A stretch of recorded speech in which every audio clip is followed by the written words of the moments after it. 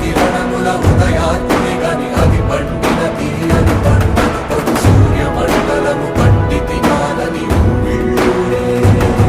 తన దేహం నాటున రవి మరుగై జగము చీకటై కాదా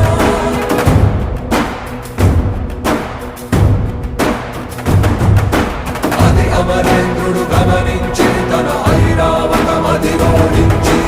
ఆంజనేయుని సమీపించి తన వజ్రాయుధము విసరగా అది పవన నందనుని హనుముని తాకా చిందిన రక్త బిందువే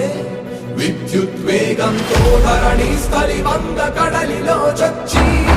వంద కడలి అట్టడుగున గల శ్రీరా